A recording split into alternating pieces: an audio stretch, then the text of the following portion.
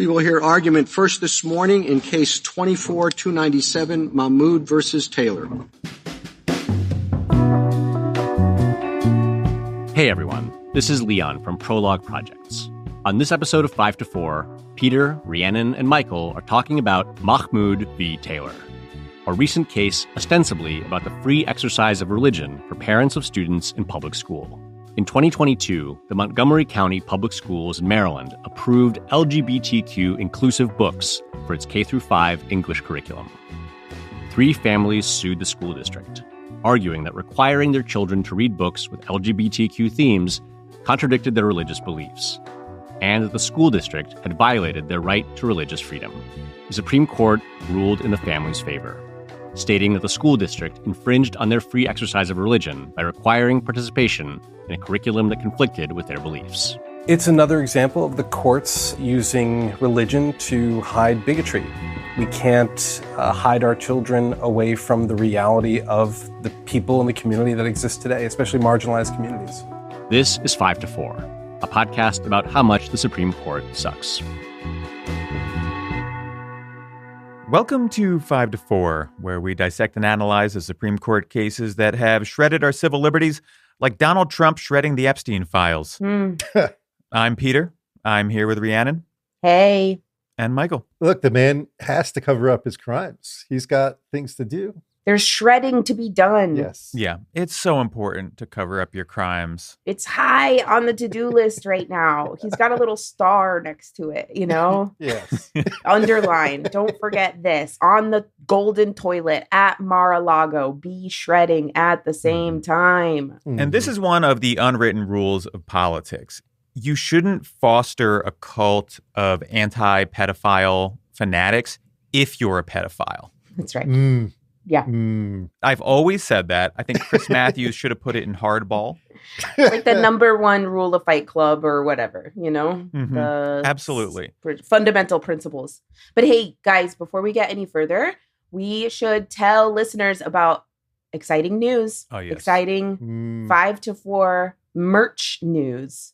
News in merch. We have brand new merch, t-shirts, stickers, mugs, all kinds of stuff. We worked with a couple of really talented artists and we have some new designs. You know, the classic stuff, Scalia is dead and I dissent with a little Molotov cocktail allegedly thing reference. Those are still there in the merch shop, but we have some new stuff as well. There are meteors involved. Nature is involved. Yeah. Insults are involved. And so... Yeah, it's beautiful stuff, I have to say. Yeah. And very pleased with these designs. It's the first merch drop in a few years. And I have to say, we continue to have the best merch game in the podcast game. For sure. We're the best to ever do it. This is the pinnacle of podcast merch. There's no question. No, for sure. What Supreme Court podcast has merch like this? You know? None of them. None of them do. A single one. No. So people should check out the merch at our website. You can go to 54pod.com, click on merch. That takes you to the Dashery shop. Everything is there. It is a shame we don't have Epstein merch, though. Then it would be perfect. Yeah, we couldn't do Epstein merch due to disagreement about whether it should be pro or anti among the hosts. All right. Today's case, Mahmoud v. Taylor. This is a case about the free exercise of religion, specifically the rights of parents with kids in public school to opt their kids out of instruction that violates their religious beliefs. This case dropped just a few weeks ago, one of the big cases at the end of the term. A school district in Montgomery County, Maryland, implemented an elementary school curriculum that included several books with LGBT characters or themes. The district also provided guidelines for teachers who received questions and perhaps complaints from students about the content. Some parents objected on religious grounds and sued, arguing that their right to freely exercise their religion should give them the option to opt their children out of instruction. And the Supreme Court, in a 6-3 decision, agreed with them. And I have to say, folks, of the Supreme Court opinions we've read, and it's been many, Mm-hmm. literally hundreds, this one had the most pictures. There's like 50 pages of just kids' books. pictures of children's Yes. books, just like Right. Yes. pages out of children's storybooks. Oof. Yeah. And one side is being like, look at this disgusting children indoctrination. And the other side is being like, look at this beautiful, inclusive curriculum. Yeah, it's really not more complicated or much more detailed than what Peter said. The Montgomery County School District in Maryland introduced LGBT inclusive books in their K through 5 ELA curriculum. This is English language arts, part of literacy curriculum in elementary schools. And originally, the school system did provide for an opt-out mechanism. Parents would be notified that this new curriculum was being introduced, and they were given the option to opt their children out of that instruction. Now, what happened with the opt-out option is that a ton of parents used the opt-out option and wanted to opt their kids out. And the Montgomery County School District said, you know what, we're introducing this as an essential part of our literacy curriculum. And also having this many opt-outs actually kind of disrupts literacy teaching and disrupts the classroom environment. Mm-hmm. Like imagine then you're trying to do a sort of like alternative curriculum or figure out how that time is used for all of the kids whose parents opted them out of the inclusive curriculum. So the school board, the school district takes the opt-out option away and says, you know what, this is just going to be part of mandatory curriculum.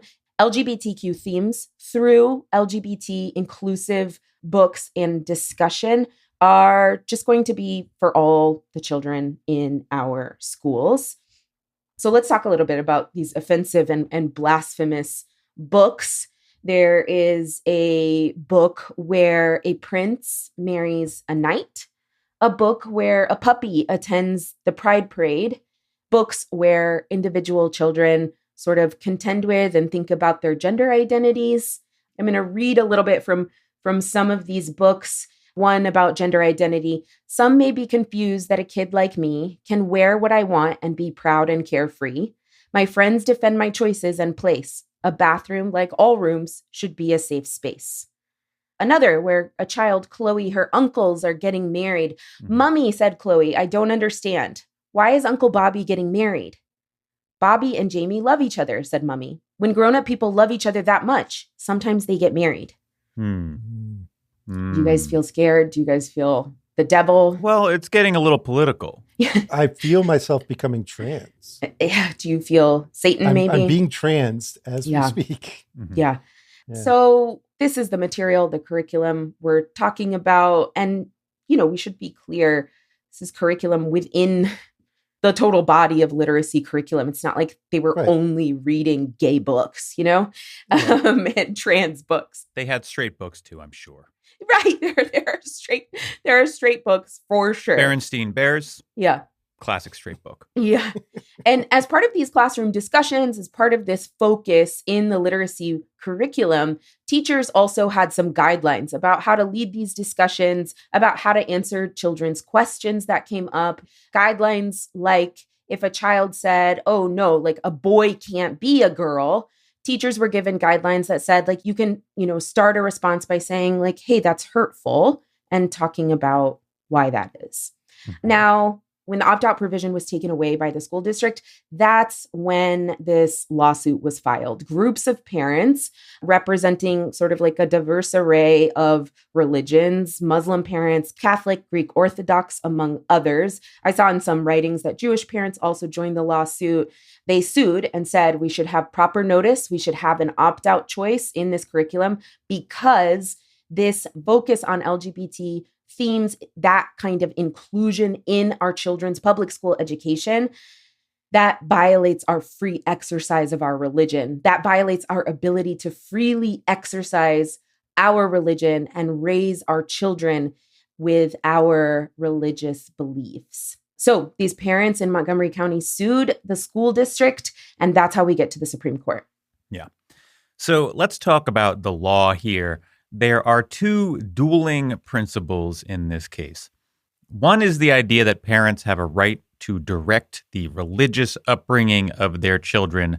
The seminal case on that is from 1972, Wisconsin v. Yoder, where Amish families had said that compulsory education beyond the 8th grade violated their religious liberty, and the court agreed. Wisconsin had this law that said you have to go to school until you're 16, and the Amish said, well, what about 14, Yeah. Right. And the court said, okay. But then there's another principle established in a 1990 case called Employment Division v. Smith, which says that just because a law burdens religion does not mean it violates the Constitution. What violates the Constitution is when religion is targeted or singled out. In legal speak, if a law is neutral and generally applicable, it won't violate anyone's freedom of religion. So if there's a law that says everyone has to do X, Y, and Z, and some religious people say, well, that sort of violates my religion, I don't like that. Generally speaking, that law is actually going to be fine because it's neutral and generally applicable, right? As long as it's not targeting religion in some way, it's fine. Now, Employment Division v. Smith was a Scalia decision, but it was very much of a different time, and conservatives often hate it now because they would prefer a world where there are essentially legal carve-outs for religious life and practice, right?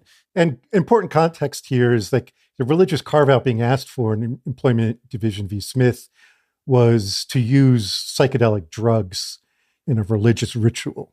And Scalia was a big drug warrior, right, and was big into the war on drugs. And so you can see how, it shook out this way. Right. So Sam Alito writes the majority here, and he says that the Constitution guarantees these parents the right to opt out of this instruction. He says that requiring the children to read the books would, quote, substantially interfere with their religious development. Now, first he analyzes the storybooks themselves. And folks, if there's a better metaphor for the current state of American law than the justices of the Supreme Court trying to analyze a bunch of books for literal babies, I have not found it. Here is a long Alito quote. He says, quote, take, for example, the message sent by the books concerning same-sex marriage. The book Prince and Knight clearly conveys the message that same-sex marriage should be accepted by all as a cause for celebration. The young reader is guided to feel distressed at the prince's failure to find a princess, and then to celebrate when the prince meets his male partner. The book relates that on the two men's wedding day, the air filled with cheer and laughter, for the prince and his shining knight would live happily ever after. Those celebrating the same-sex wedding are not just family members and close friends, but the entire kingdom. For young children, to whom this and the other storybooks are targeted, such celebration is liable to be processed as having moral connotations. If this same-sex marriage makes everyone happy and leads to joyous celebration by all, doesn't that mean it is in every respect a good thing? This was unreal. I was floored reading this. I think that what he's saying is that this would be okay constitutionally if there was one homophobe in the kingdom. And I think that's why every children's book, in order to be constitutionally acceptable, it needs one homophobe, and it needs to treat him with respect. That's what I think Alito is getting at here. That's what I think is missing from these books, realistically. It's so weird to read in this sort of impermissible, what he calls moral connotation to LGBT books or themes, and act like that's the only moral connotation in children's books. Like, children's books have moral connotations. Right. Like a fucking kid's book about the United States flag and red, white, and blue has moral connotation, Right. Also, just to be clear, the reason that the entire kingdom has to celebrate a royal wedding is because it's royal, not because it's gay. Not because it's gay. It's because if you don't celebrate the royal wedding, then you are rejecting the monarchy. It's a crime. You'll be beheaded. They don't put that in the book, but Right, it's true. Right. Yeah, you'll be thrown in the Bastille. Every Disney movie ends with a marriage that the whole kingdom celebrates. All right. Then there's Uncle Bobby's wedding, where two guys get married and everyone is excited for them, right? Alito says, quote, "The book's main character, Chloe, does not share this excitement. I don't understand," she exclaims. "Why is Uncle Bobby getting married?" The book is coy about the precise reason for Chloe's question, but the question is used to tee up a direct message to young readers. "Bobby and Jamie love each other," says Mummy. "When grown-up people love each other that much, sometimes they get married." The book therefore presents a specific, if subtle, message about marriage. It asserts that two people can get married regardless of whether they are of the same or opposite sex, so long as they love each other. Which, by the way, we're veering into objective fact territory with that one. It's like two people can get married. This is the law of the land. Yeah. Right. You know, if of legal age, etc. Yes. We're starting to just get into the realm of like 100% facts. Then there are the books on gender identity, one of which asks the reader which pronouns apply to them, and the other features a biological female who identifies as a boy. At this point, Alito is absolutely fuming. He's losing his fucking mind. Now, in general, Alito's point here is that these books aren't just referencing gay marriage, for example. They are pushing a normative message about gay marriage. And he's talking about it like a complete freak. But I actually think that that basic point is correct. The books are, in fact, advocating for the tolerance and inclusion of LGBT people. I think absolutely. Yes. You know, that's the purpose of them and to some degree the purpose of the curriculum. So Alito says that altogether these books, quote, impose upon children a set of values and beliefs that are hostile to their parents' religious beliefs. He basically says this is like Yoder, the Amish case. But in my mind, it's a really awkward comparison because in Yoder, they were arguing that like multiple years of secular schooling would undermine their religious beliefs, right? That seems a little more defensible than the idea that like a handful of books could, quote, substantially interfere with the parents' ability to like raise their child per their religion, right? Like what we're talking about is a few days of instruction in this case, right? I don't see how you can just be like, yeah, this is like Yoder. It's just not like that case at all. That case was about like the holistic output of secular education over several years. I'm not even entirely sure that I agree with Yoder, but to make that comparison, like, this is kind of like that, I don't think so. Yeah. And the other thing about Yoder was that it was about like this very specific community, right? The Amish, one of the most unique religious communities in the country, and a very insular community that sort of like relies on that insularity to propagate their religion. And so I just to like draw this line, it's like being like, yeah, that's sort of like the Amish not wanting to mingle with the rest of secular society is a lot like me not wanting to read this gay book. Like, I don't think so. I don't think that's right, actually. Right. No. Yeah. Yeah. He also says that these books go beyond advocating for mutual respect. The school district has basically said, like, look, all we're doing really is trying to put out a curriculum that advocates for the respect of LGBT people. I think he's correct in some limited cases. The book that asks readers like what their pronouns are, that's having the child like engage with the question of their gender identity, which I think you could argue is going beyond like mutual respect. But he mashes that together with the gay marriage books, which as far as I can tell are just about like literally respect your gay uncles. Like that's the whole point of that book. Right. And I don't see how he could say that that is going beyond mutual respect. I think that what's happening here is that Sam Alito's idea of respecting LGBT people might deviate from traditional definitions of the word respect. You know, I sort of feel like that's what's happening there. Yeah, I think that's right. His idea of respect is, well, look, we won't like lock you up in a torture dungeon like you deserve. You disgust me. You shouldn't be able to get married. But in this very general, abstract way, I respect you. Right. No, I think it's worth unpacking a little bit the religious beliefs here, because that Alito's imagining, right? That's animating this, because again, the gay marriage books, right? It's the plot, the detailed analysis he does is just like two gay guys get married and everybody's happy. If this interferes with your religious beliefs, your religious beliefs are either one, that gay people don't exist, two, that they exist, but there's something deviant and bad about them that we should reject, and three, that they shouldn't have any normal social, participation like marriage, and people shouldn't celebrate that. And if those are your religious beliefs, frankly, I don't think that the public education should give a shit about that.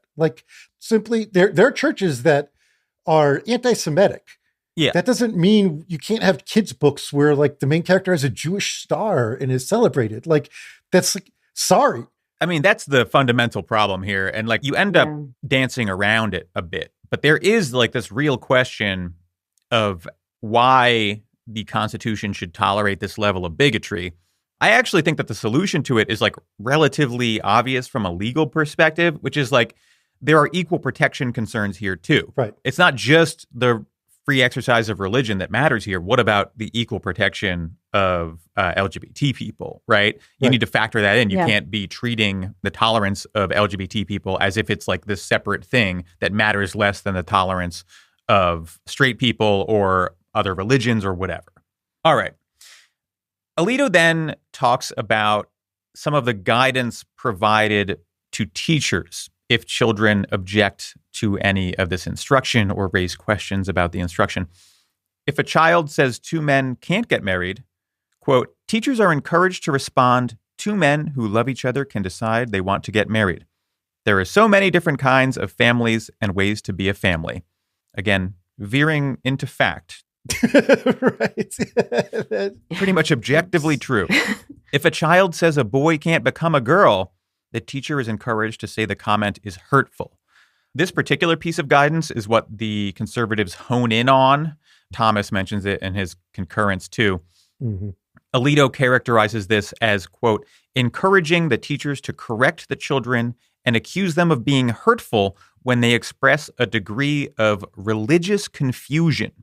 But hold on, right? The child did not express religious confusion. Yeah. The child made a comment about whether transgender people are real, right? If the child said, my religion doesn't believe that people can switch genders, that would be a different thing. That might be religious confusion. And then the teacher might be obligated to respond in a different way.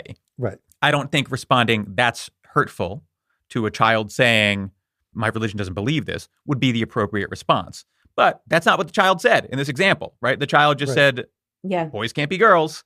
To characterize that as religious confusion is you're leading the witness a little bit here. I don't know about this. Yeah. To provide a sort of counterexample, let's say there's a book that includes a priest and there's a feisty young Protestant in this class. And he says, Catholics practice idolatry and they have besmirched God's first commandment and they will all see hellfire, right?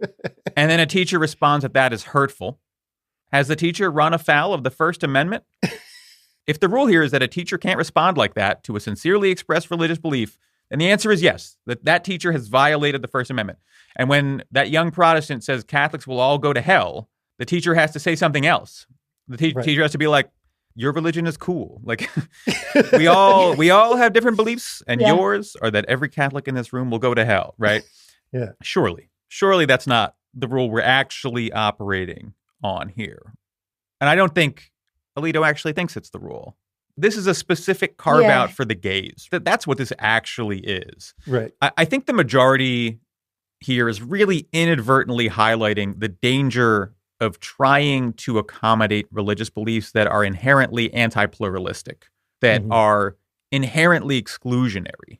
You can't actually accommodate those religious beliefs in a way that works in a public school setting, because a public school setting needs to be pluralistic. It needs to include every student. Yeah, there's a lot of smoke and mirrors here about, I think, what actually the free exercise of your religion is. What this majority opinion is saying is that to be able to freely exercise their religion, they have to be completely free of basically like any dialogue that contradicts at all, any language, any vocabulary that would present a different lifestyle, a different viewpoint. It's sort of like protecting almost in this like baby sensitive, put it on a pedestal sense that anything different is offensive to being and exercising your particular religion. And I say it's like smoke and mirrors because anti-LGBT religious beliefs are hurtful to people who are different than you. It is hurtful. Well, you can't use that harsh terminology, Rhiannon. That's the problem. Right. It is hurtful. It is different. Other people believe otherwise. And to identify, to label that you would be introduced to disagreement about your religious beliefs as an inhibition on your ability to exercise your religion and hold those religious beliefs is, like you're saying, Peter, it's fundamentally anti-pluralistic. It's fundamentally anti-democratic. It's fundamentally sort of insular and protective of only certain religious beliefs over others, even though free exercise, the Establishment Clause, are supposed to be about religious pluralism. Right. Yeah, I think like there's a way of thinking about tolerance as sort of like a mutual pact, and you only get access to it if you join it, right? Like demanding tolerance for intolerant beliefs is like signing a contract to do work, not doing the work and then demanding payment, right? Like you're like a mutual thing. Yeah. Yeah. If you imagine that all this is a rule that says we don't have to tolerate this gay shit, then it makes sense. You can see the world that they're envisioning, right? But if you actually take the rule that they're claiming to follow to their logical conclusion, there is no tolerance anymore within the public school setting, right? As long as the objection can be framed as religious, there's no need for tolerance. Every child can express their intolerance towards other races, religions, sexualities, gender identities, doesn't matter, as long as they imagine that it's religious. I think I've told this story before, but back in 2006, I had season tickets to the Heat when I lived in Miami, and they went to the finals. And every game I went to, there were these protesters outside with all these signs saying that we worshiped false idols, with like pictures of Dwayne Wade and Shaquille O'Neal and the Larry O'Brien trophy, and literally being like, you're going to hell. You're internally damned. You're going to burn in hell for worshiping false idols. And these people were nasty. They would like yell at you and scream at you. And what, could you do that in a public school? Is that protected?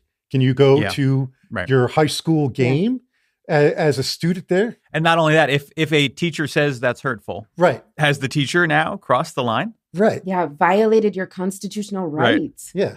One final note here. There's something that Alito says here, and I looked back through his opinions in similar cases, and it's something he's brought up before.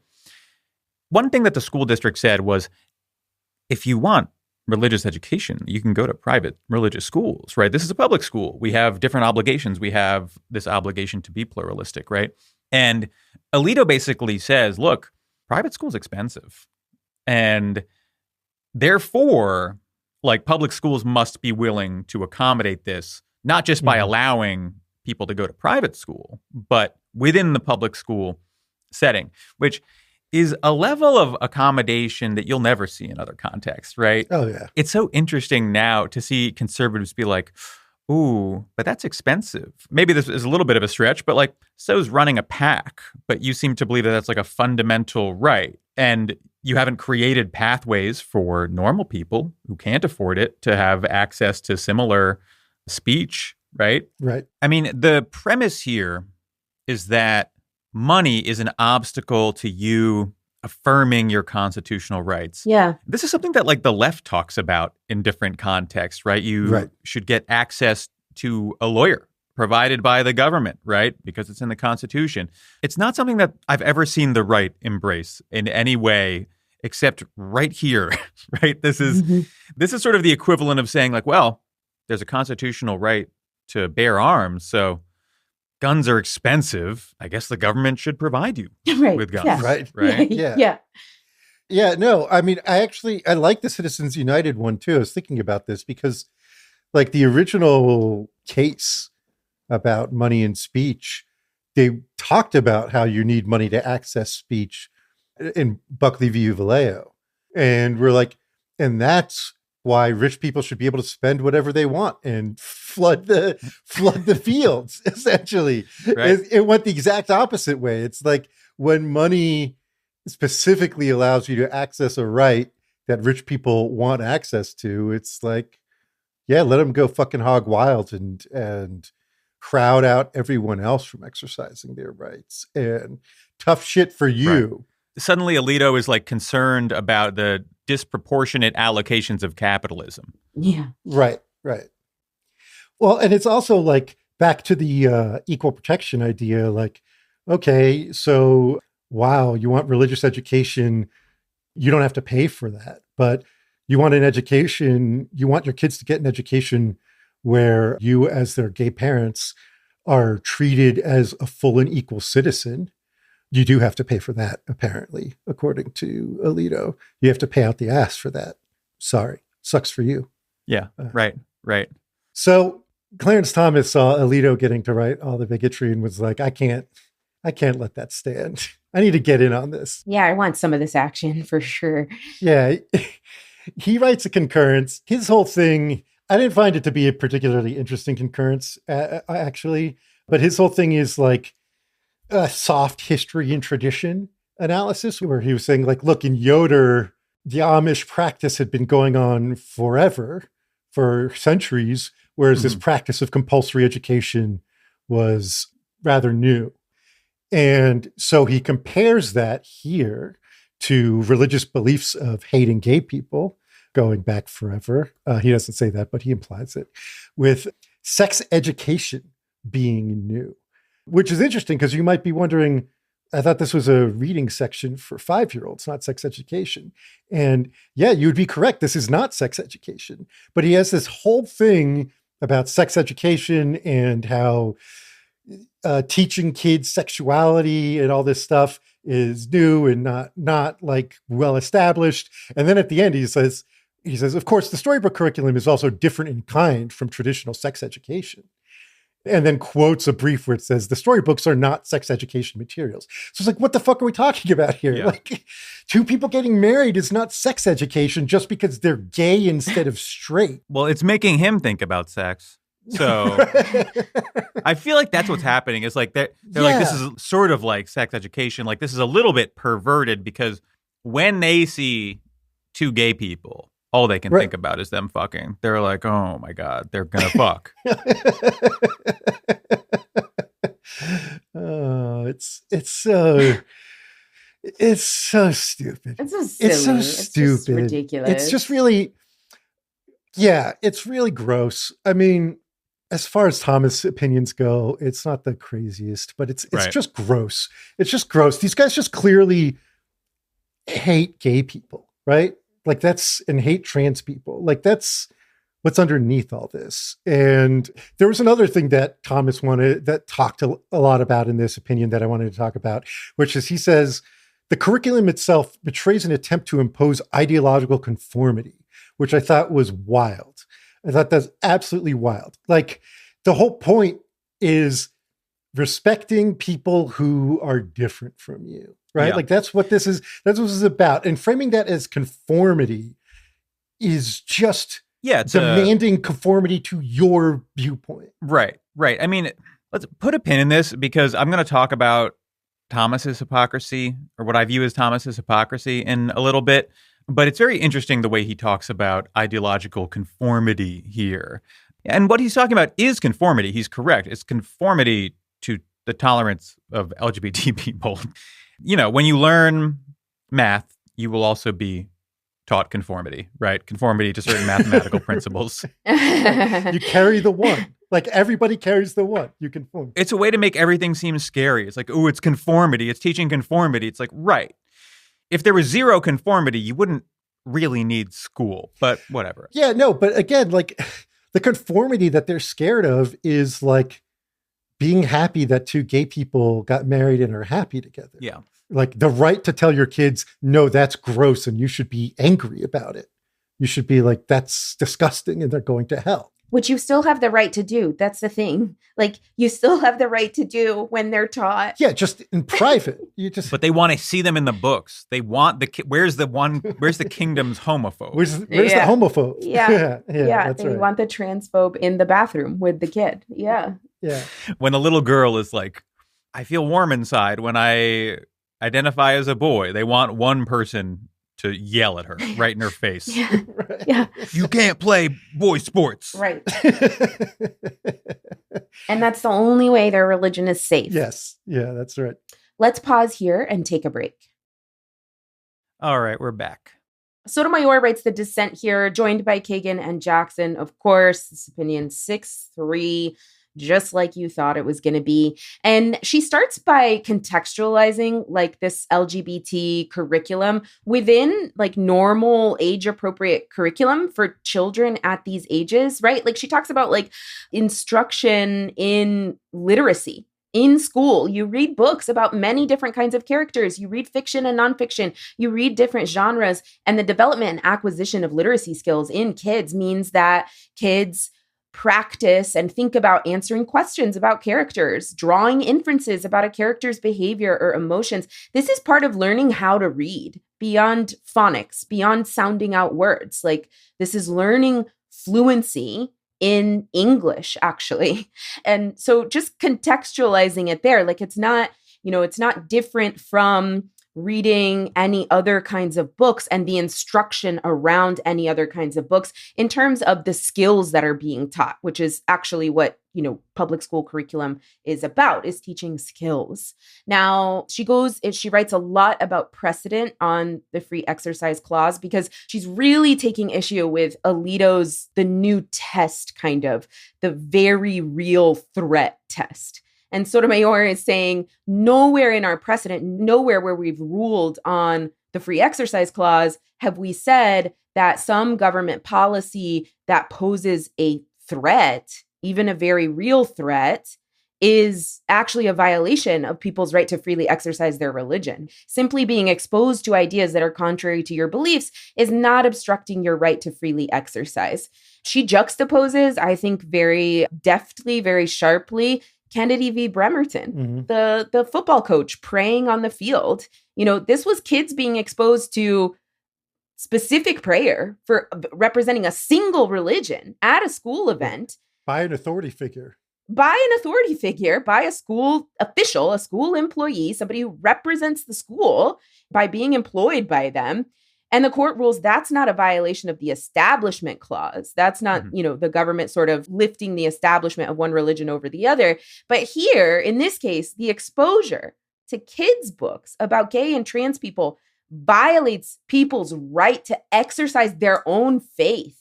This is illogical by its terms on its face. Mm-hmm. She goes on by kind of explaining, like, parents have the right to raise their children with their own faith traditions, but this majority is interpreting that to mean that parents have the right to raise their children without any of that exposure to any idea that might contradict those beliefs. And it's like handing a parenting layup to a group of parents.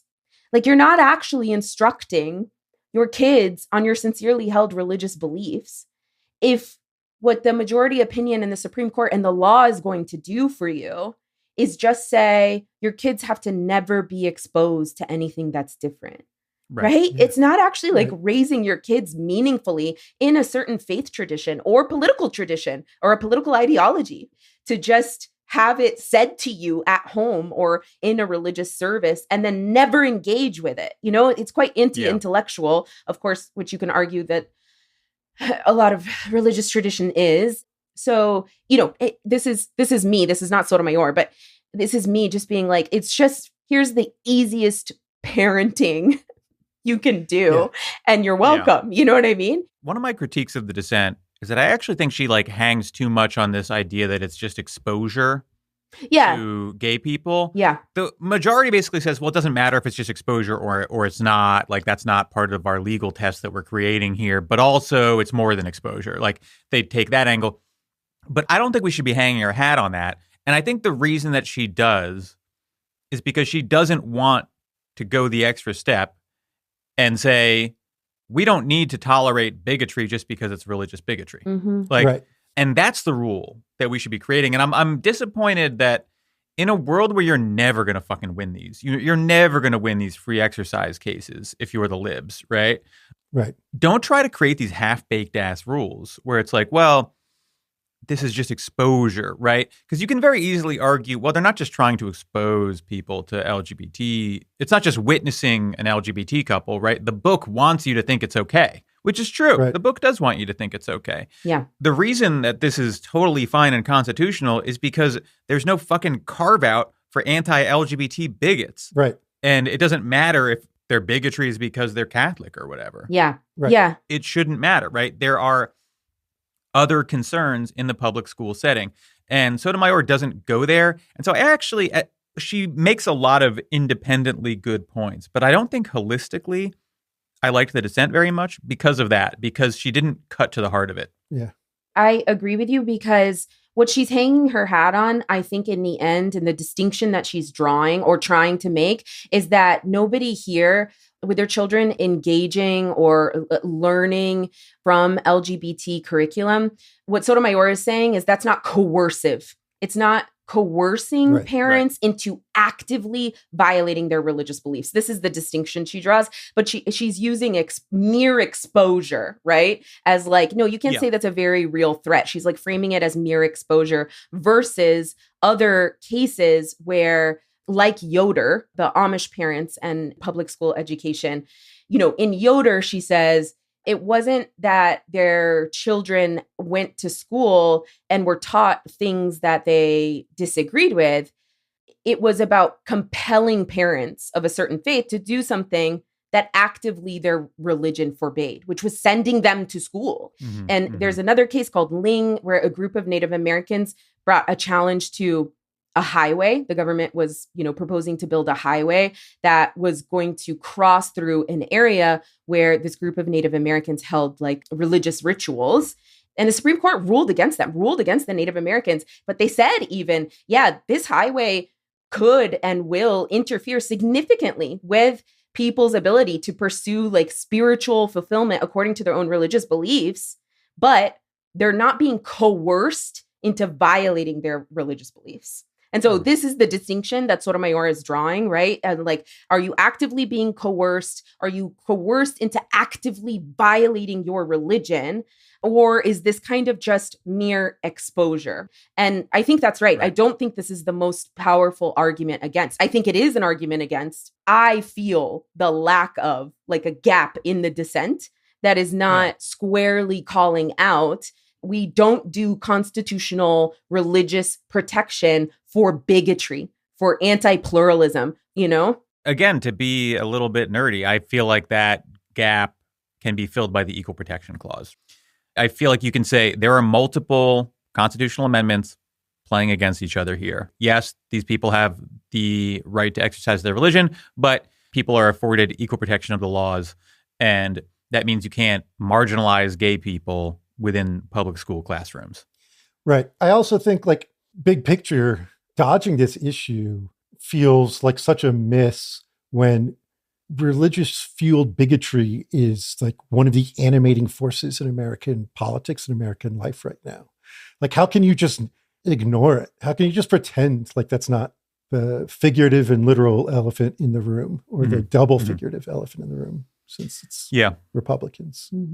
Yeah, what you see here then is the Supreme Court weighing quite explicitly in on legitimizing bigotry, saying it's legally protected. The Constitution protects your right to be religiously bigoted against other people. And, to me, it's more than like a First Amendment thing where, yes, you can say and believe things that are different from other people. You can even express those beliefs and opinions. They can be hurtful to others.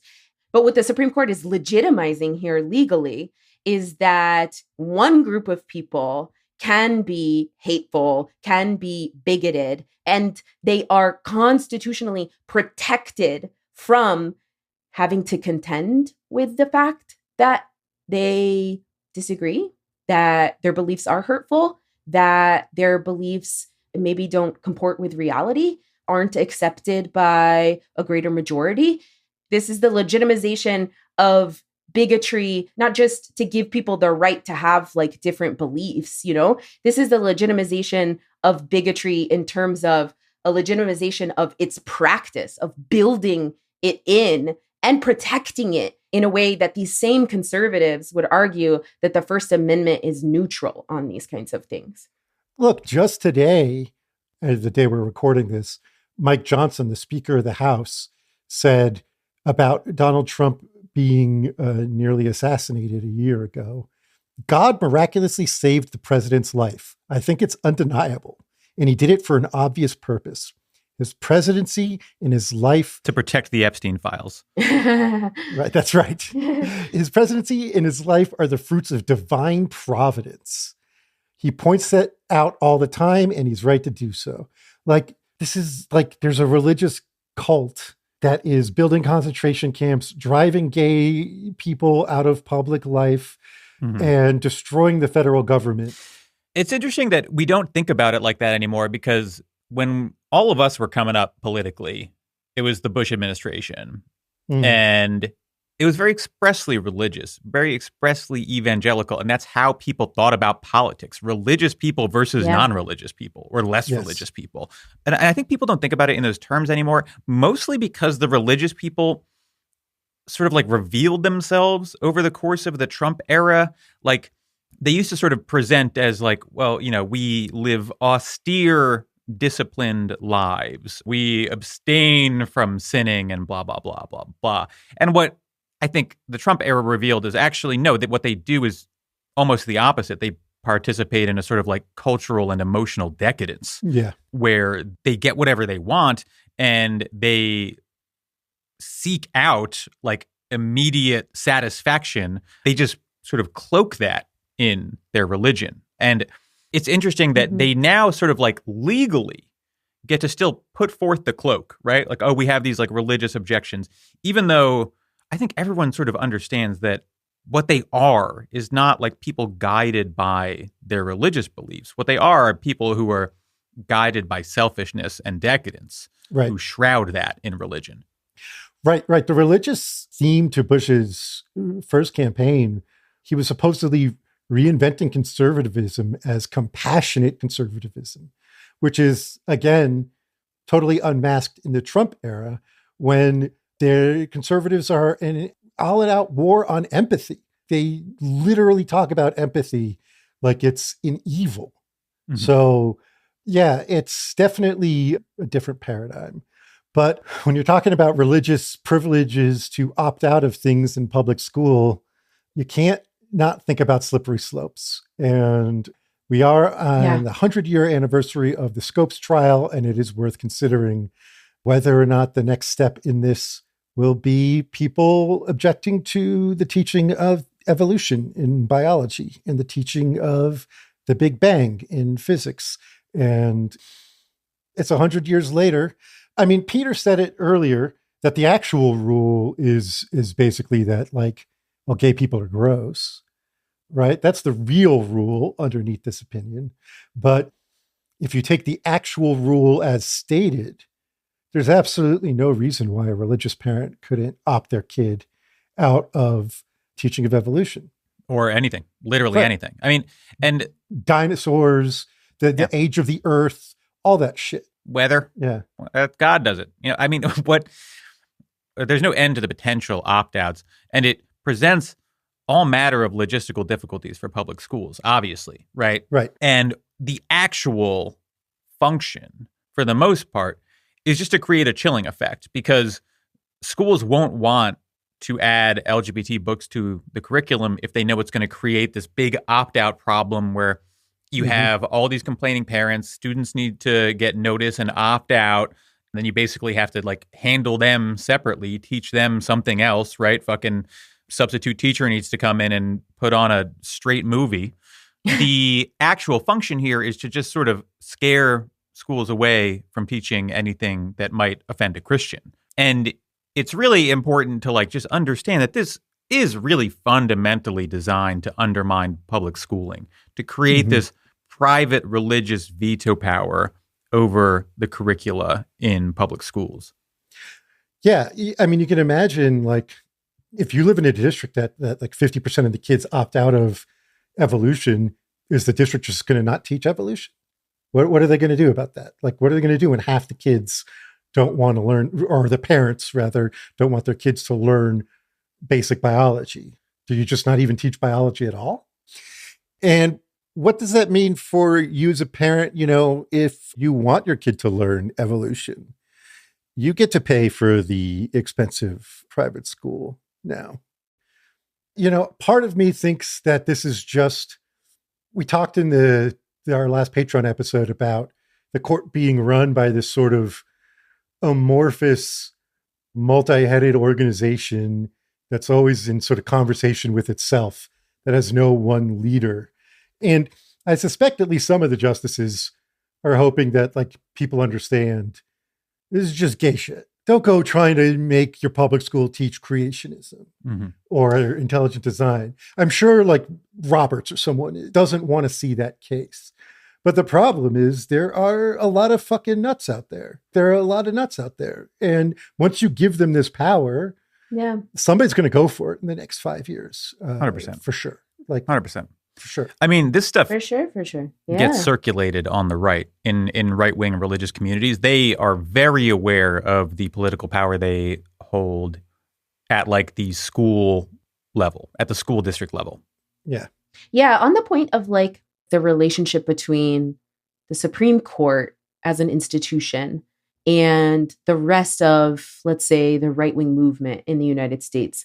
There's a specific relationship here that's illuminated in this case between the Supreme Court and religious people, social conservatives, families, conservative families, where the Supreme Court is able to hand a win clearly to political conservatives, social conservatives, hand that win to them under the guise of religious freedom and what the Constitution says.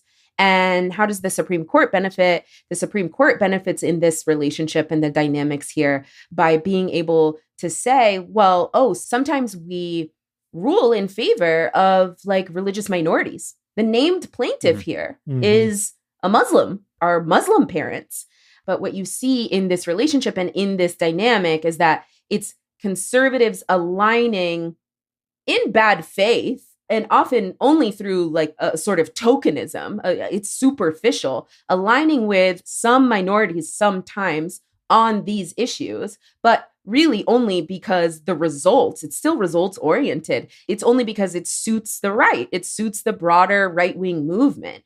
And religious groups tend toward social, political conservatism. And it's so easy in the right-wing political project, in the conservative political project in this country, to cover what are political beliefs, conservative social beliefs, in sincerely held religious beliefs. And so this is why sometimes there will be some like bone thrown at a minority group, particularly in free exercise or establishment cases, because those are about religious beliefs and the practice of religion. And it's only because actually these 6 conservative Christians see that this result ultimately benefits Christians. Yeah, they love doing this, right? Like they got an Asian plaintiff to kill affirmative action. Like they love grabbing a minority to stand in for them for, you know, a legal fight that will ultimately hurt those minorities in the long run. All this is doing is establishing a place of privilege for dominant religious beliefs that the majority justices ascribe to. And if you're Muslim, this opinion is going to hurt you more than it helps you in American public life. This case got me thinking about another First Amendment issue, which is free speech in schools, because the Roberts Court has been very unwilling to recognize the free speech rights of students, right? If you remember Morse v. Frederick, there was a student who held up a sign that said "Bong hits for Jesus," which the court said was not protected by the First Amendment. Way back in the 80s, you had Hazelwood v. Kohlmeyer, where the court said it was okay that a school censored stories about teen pregnancy and divorce in the school newspaper, right? We did that a few months back. And the whole rationale is like, well, public schools have to be able to control the learning environment. So in Hazelwood, the court said that the school can censor student newspapers because schools need to be able to control the curriculum. And the schools need to control the curriculum trumps the speech rights of the student journalists. But then here, the schools need to control its curriculum is apparently outweighed by the parents' First Amendment rights. So students don't have the right to make jokes about drugs or write about pregnancy, but parents' First Amendment rights are so powerful that they can reach into the schools and block elements of the curriculum from being applied to their kids. There is a really fundamental hypocrisy in how they talk about the First Amendment in these contexts. I'm going to read from the Clarence Thomas concurrence in Morse v. Frederick, the Bong hits for Jesus case. He says, during the colonial era, private schools and tutors offered the only educational opportunity for children, and teachers managed classrooms with an iron hand. Public schooling arose in part as a way to educate those too poor to afford private schools. Because public schools were initially created as substitutes for private schools, when states developed public education systems in the early 1800s, no one doubted the government's ability to educate and discipline children as private schools did. Like their private counterparts, early public schools were not places for freewheeling debates or exploration of competing ideas. Rather, teachers instilled a core of common values in students and taught them self-control. So, according to Thomas, public schools have an almost authoritarian mandate, right? They are not places for debate or competing ideas. They instead instill a core of common values. Here, in this case, in Mahmoud, he complains about them trying to initiate conformity among the students, right? Right. Back in Morse v. Frederick, he was touting their ability to instill a core of common values, right? Instill conformity. In this case, that all fades away. And suddenly the job of schools is not to provide a core of common values, but to accommodate whatever values religious community members might have. In fact, here, Thomas is complaining about the attempt to impose values on the students, even though in the past, he has described that as the central purpose of schooling. Right. Yeah. And you might say, by the way, this sort of squares because to conservatives, children are just agents of the parents. So they're actually kind of being consistent when they say children have no rights, but parents do have them. There is a truth to that. But remember how they talk about gender-affirming care for minors, which parents almost across the board do consent to. Right. Suddenly, the child must be protected from the parent on behalf of conservative cultural norms. And before we wrap, we've sort of touched on this a bit, but there's a big picture concern for the left in these religion cases. This case and cases like it privilege religious beliefs over other beliefs, which you might think makes sense because there's a clause in the First Amendment about freedom of religion. But there's another clause in the First Amendment about freedom of speech, right? And the court has never said that that extends to the schooling of your children in this same way. They've created these frameworks where religious beliefs are more protected than other beliefs. And because religion has this conservative valence, it means conservatism is more protected than other political ideologies. You look at the status quo after this case, and it's that right-wingers get to functionally veto elements of the public school curriculum, but people on the left generally won't have the same ability because they can't claim that their objection is religious. And I think that the left needs to think about this seriously as a legal problem. First, because I think we should be arguing that many left and liberal political positions are in fact religious. You've seen this strategy before. This is like why the Church of Satan exists, right? The satanic church, they don't generally really worship Satan. It's just a sort of way of protesting the favorable treatment of religion. But then also, there's nothing in the Constitution that says religious beliefs are more protected than political beliefs. Your right to live and practice your politics could be just as robust legally as your right to practice your religion. And we should be thinking about the First Amendment that way, right? We should be thinking about the First Amendment as something that protects your speech, your expression, the same way it protects someone else's religion, right? Yeah. There's really no reason for there to be a strong distinction. Use it as a tool. They're using it as a tool. They're using it as a weapon. We should be too. Like, it's that simple. I disagree. I think the way we should be thinking about the First Amendment is suspending it, rounding up anybody who's ever identified as a conservative and putting them all in Guantanamo Bay. The best deal. What I really want is to create a world where little 7-year-old Protestants in every public school class are telling Catholics that they're all going to hell. And there's nothing that a teacher can say about it.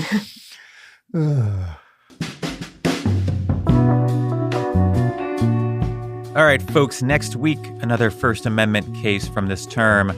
This one about speech. Free Speech Coalition v. Paxton, a case about porn in Texas.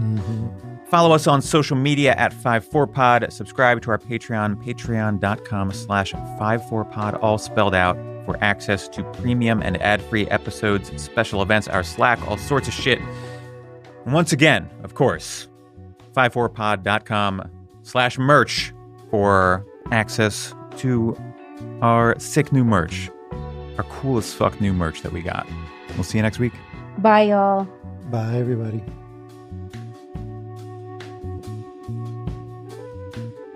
Five to Four is presented by Prologue Projects. This episode was produced by Dustin DeSoto. Leon Nafok provides editorial support. Our website was designed by Peter Murphy. Our artwork is by Teddy Blanks at Chips NY, and our theme song is by Spatial Relations. If you're not a Patreon member, you're not hearing every episode. To get exclusive Patreon-only episodes, discounts on merch, access to our Slack community, and more, join at patreon.com/54pod.